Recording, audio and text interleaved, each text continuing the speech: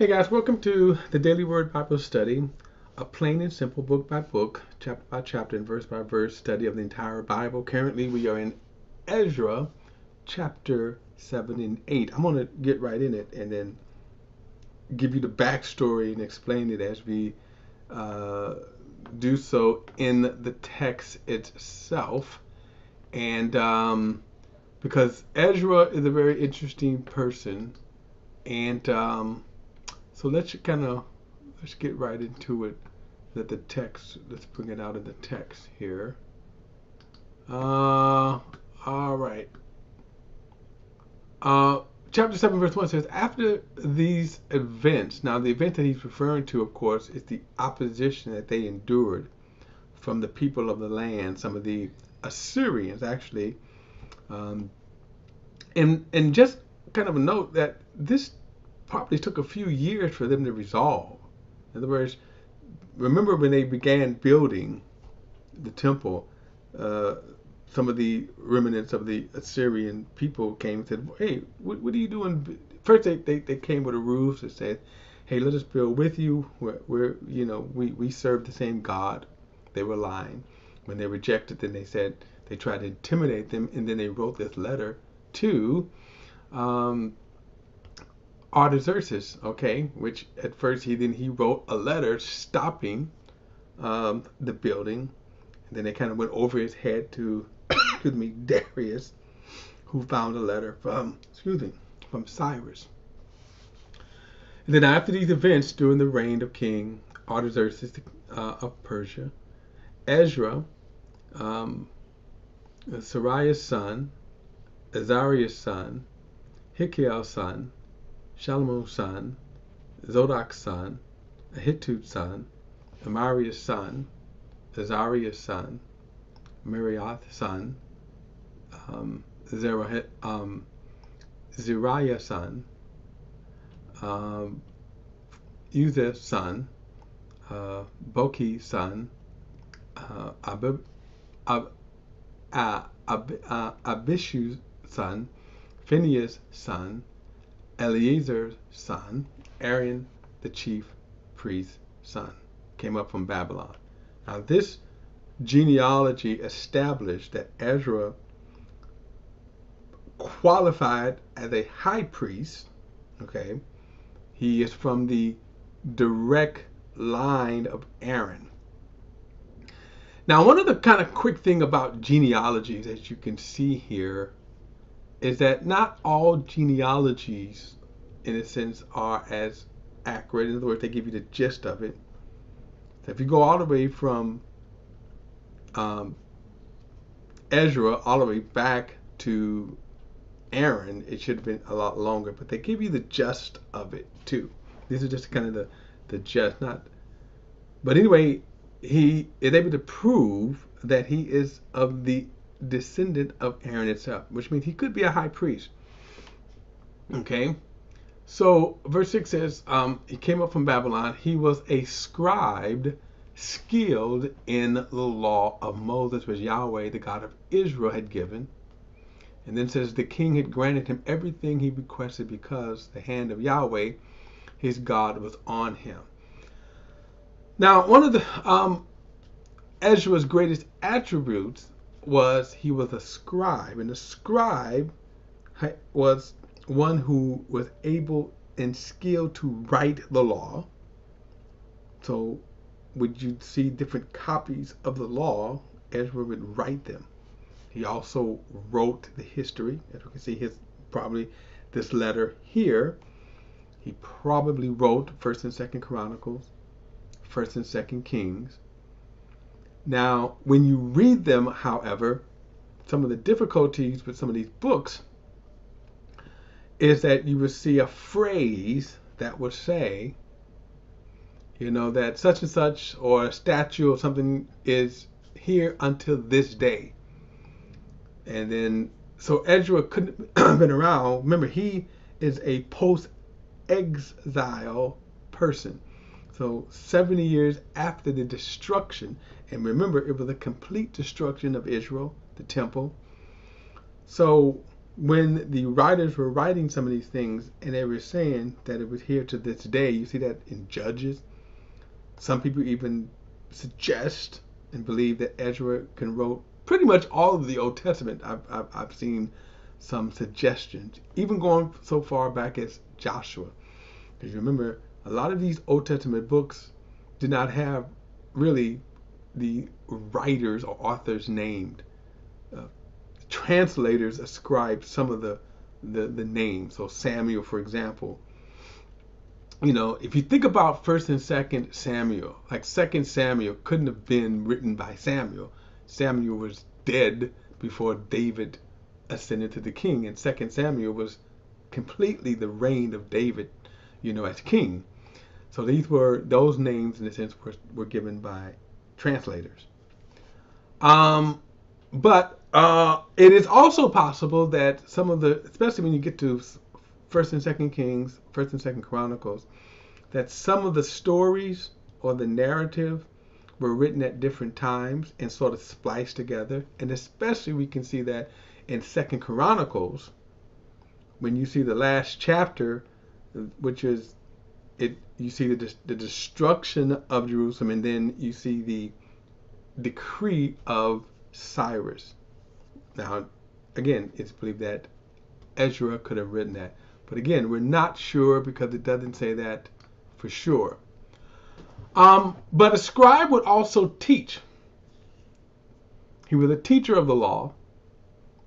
And notice it said he was skilled in that. Now, that's why when you would come to Jesus' day, the scribes should have been skilled. What made their sin so great is that they knew who Jesus was, but they rejected him. They wasn't confused, they knew.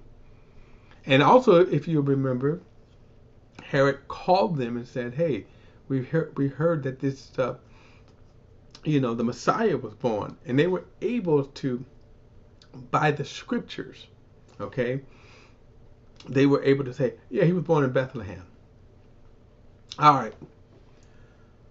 Verse 7 says, some of the Israelite priests, Levite singers, gatekeepers, and temple servants accompanied him to Jerusalem in the 7th year of King Artaxerxes. Ezra came to Jerusalem in the 5th month. During the 7th year of the king, he began his journey from Babylon on the 1st day of the month and arrived in Jerusalem on the 1st day of the 5th month, since the gracious hand of his God was on him. So about a 4 to 5 month journey. They didn't have cars and airplanes and trains. So usually horseback carriage like that. Verse 10. Now Ezra had determined in his heart to study the law of God, obey it, and teach its statutes and ordinance in Israel. Would to God all pastors and teachers would do this. Determined to, in his heart, to study the law of God, to study the word of God. Now, this was also important because remember, he's teaching a new generation, a post exile generation, God's law. And you would see, we will see later some of the challenges that they would have with that. You have to remember that not a lot of people, that during this 70-year exile, you didn't even have synagogues. The synagogues would not come until a few hundred years after this point, during what's called the intertestament period between Malachi and Matthew. That's when the rise of the synagogue came.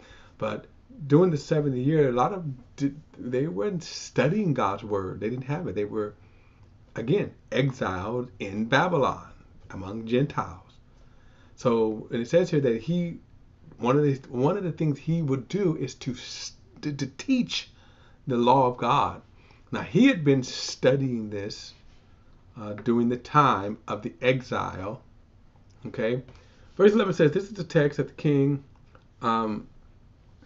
Artaxerxes gave to Ezra the priest, the scribe, and an expert in matters of the law and commandments and statutes of Israel. Artaxerxes, king of kings, to Ezra the priest, an expert in the law of God of heaven." Okay. Now remember, Artaxerxes wasn't at first the greatest king, but okay, he came around, looked like. It says, greetings, I issue a decree that any of the Israelites in my kingdom, including their priests, Levites, who want to go to Jerusalem, may go with you.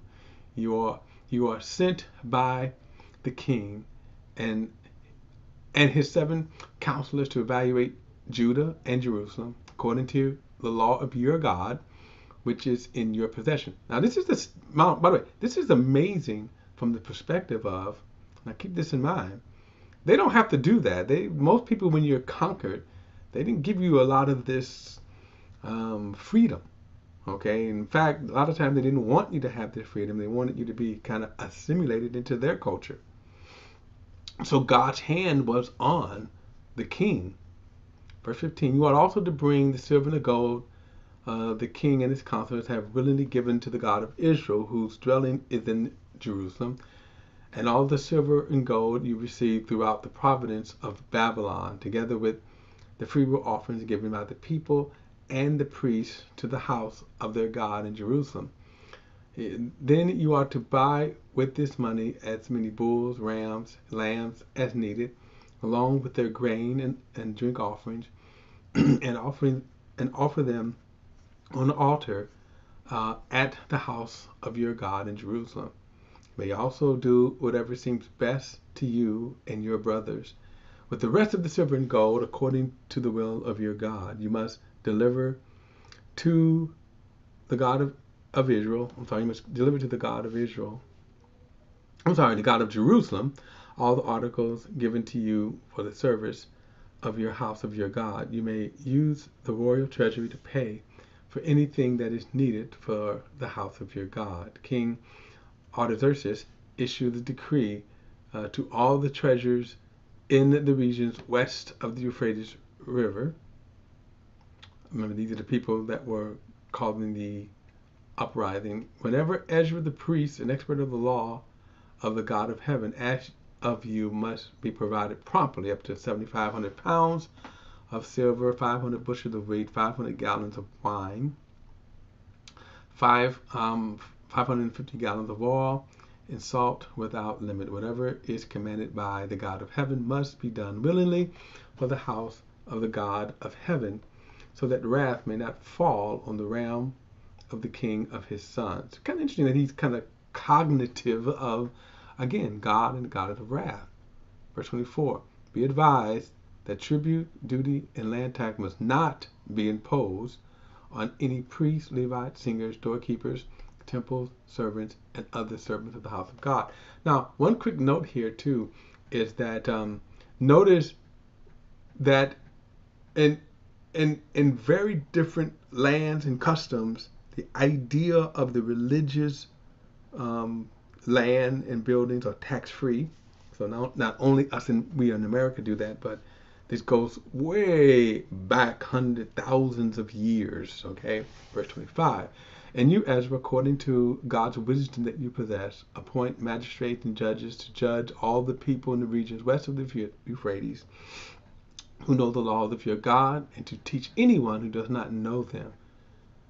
Anyone who does not keep the law of your God and the law of the king, let a fair judgment be executed against him, whether death, banishment, confiscation of property, or imprisonment. Praise Yahweh, the God of our fathers, who has put it in your heart of the king's mind to glorify the house of the Lord in Jerusalem, and who has shown favor to me, before the king, his counselors, and all his powerful officers. So I took courage because I was strengthened by Yahweh my God. I gathered the Israelites, leaders, to return with me. It's kind of astounding. Now remember, Artaxerxes, first of all, he had written the letter and sort of was a rat. Okay. But anyway, chapter 8, but you see God's hand upon the king. You see God's hand upon the king. All right. I want to kind of breathe through these genealogies here in chapter 8, verse 1. I'm going to breeze through them. It says, these are the family leaders and genealogy records of those who returned with me from Babylon during the reign of King Artaxerxes. And then as you can see, all these kings here and the different men that came with him. These people are the ones that came with Babylon himself. Now, verse 15, I'm going to pick it up at verse 15. He says, "And I gathered them at the river that flows at Heva, and we camped there for 3 days. I searched among the people and priests, but found no Levites there. Then I summoned the leaders, Eleazar, Amar, Shimei, Letha, Jerub, Edith, Nathan, Zechariah, and Misham, as well as the teachers of Jerub and Nelab. I sent them to Iddo, the leader of Casaphia,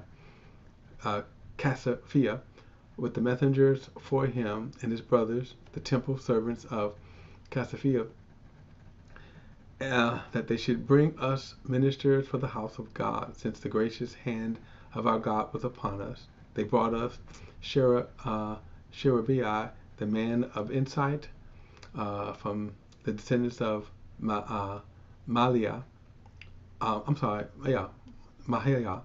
the descendants of the Levite, son of Israel, along with his sons and brothers, 18 men, plus Hashabiah, along with Joshua from the descendants of Mariah and his brothers and their sons, 20 men. They were 220 of the temple's servants who had been appointed by David, the leaders for the work of Levites. All were identified by name. And verse 21, I proclaim a fast by Ahava River, so that we might humble ourselves before our God and ask him for safety in journey for us, our children, and all of our possession. Now, I want you to notice something.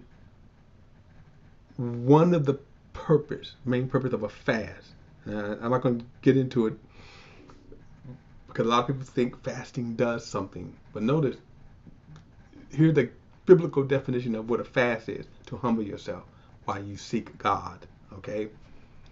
It doesn't impart spirituality. It doesn't. A lot of people fast thinking they're going to grow spiritually and all that kind of stuff. It doesn't. It's just simply a humbling. That's all. Verse 22. I did this because I was ashamed to ask the king for infantry and cavalry to protect us from the enemies during the journey, since we had told him the hand of our God is gracious to all who seek him, but his great anger is against all who abandon him. So we fasted and pleaded with our God about this, and he granted our request. Now let me say this. It's kind of interesting where he says that they were ashamed to ask the king, since they had kind of declared God's hand was upon him. Well, keep this in mind. If you seek to do this, the hand of God and his purpose was on them.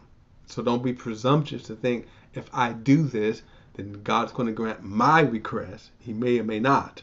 Verse 24. I selected 12 of the leaders of the leading priests, along with Sherebiah, Hashabiah, and 10 of their brothers. I weighed out to them the silver, gold, and articles, the contribution for the house of God, that the king, his counselors, and leaders, and all the Israelites who were present had offered. I weighed out to them 24 tons of silver articles, weighing 7,500 pounds, 7,500 pounds of gold, 20 gold bowls worth of 1,000 gold coins, and 2 articles of fine gleaming bronze, as valuable as gold. Then I said to them, you are holy to the Lord, and the articles are holy, means set apart. The term holy simply means to be set apart exclusively for God's use and purpose. The silver and the gold are freewill offerings to the Lord God, your fathers.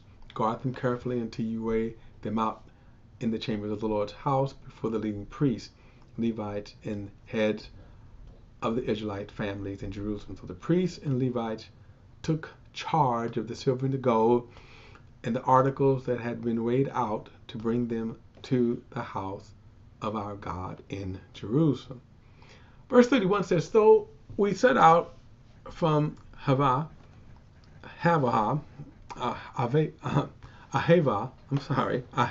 River on the 12th day of the first month to go to Jerusalem. We were strengthened by our God, and he protected us from the power of the enemy and from ambush along the way. Now, you can see why they were, one, concerned and afraid, because one, They were you can get jacked, carjacked, not carjacked, but chariot jacked. You get robbed, raped. Women could get raped. A lot of things because there was no patrol along these open roads here. And so that's why he was ashamed to ask for a military escort. He said, but God provided for us. Verse 32. So we arrived at Jerusalem and rested there for 3 days. On the fourth day, the silver, the gold, and articles were weighed out to the house of our God and to the care of Meremoth, the priest, son of Uriah. Eleazar, son of Phinehas, was with us. The Levites, Josaphat, said, son of Joshua, and Noadiah, son of Benu, were also with us. Everything was verified by numbers and weighed out, and the total weight was recorded at that time. The exiles who had returned from the captivity, offering burnt offerings to the God of Israel, 12 bulls for all of Israel, 96 rams, 76 lambs, along with the 12 male goats as the sin offering. All this was a burnt offering for the Lord. They also delivered the king's edicts and the royal satraps and the governors of the regions west of the Euphrates, so that they would support the people in the house of God. Now, notice this extremely large kingdom, Medes Persians. They would break it down into regions, and that's why they were called satraps and all these different rulers, which is why they were able to get a temporary halt until they were able to go all the way up to the very top kings, beginning with Cyrus, and then at the time, Darius. And then for the region here, what's his name again? Let me go back here, guys, because butcher his name all along here. All right. Artaxerxes. Okay, sorry again that I keep butchering the names of these people. My brain sometimes is not connecting when I'm reading them. I have to stop and really think. So I'm rushing through, and of course butcher the name. So again, he's there. Actually, the temple, remember, is already built. Ezra's purpose is to, again, establish the true worship according to the law of Moses. He is to teach the people the law of Moses so that they can conduct themselves according to the law of Moses. So, we're going to get into, next time, mixed marriages. It's God against mixed marriage. And I am doing a play on the words, but don't forget to like and share this video and subscribe to BP the Bible Perspective. As always, I welcome your thoughts, your opinions. All comments are welcome. Don't forget to hit that subscribe button. See you in the next study.